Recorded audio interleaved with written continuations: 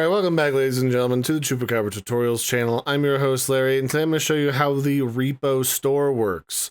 You got a lot of different things that you can buy, including all of these little boxes that kind of look like little boxes of cereal, which are your upgrades. You pick the one that you want.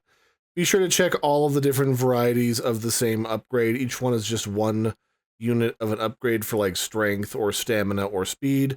But the same upgrade might be cheaper if you get the one on the left rather than the one on the right. You've got weapons in the middle, and then you've got health packs on the other end. You can get grenades, landmines, recharge crystals, guns, and swords.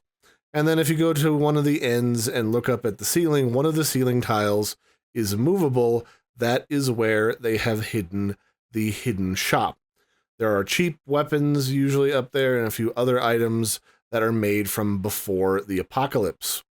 And by what I mean from before the apocalypse, there is like a doomsday prepper up in this attic who is dead as a skeleton, and somewhere in the mess of candles and other stuff on the floor in this attic, you will find things like a bunch of grenades duct taped together that are usually cheaper than the grenades that you will find in the main store. However, the trade-off is that they are generally not as effective at stunning or killing the monsters that you will find in the game.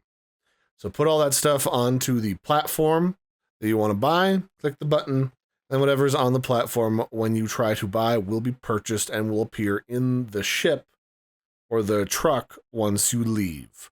Do note that trying to throw items into the compactor last second will result in the compactor kicking out a bunch of grenades and trying to kill you. So that's it for this one, ladies and gentlemen. This has been a brief look at how to buy and find stuff inside the Repo store. I've been your host, Larry. Don't forget to like and subscribe, and I will catch you next time.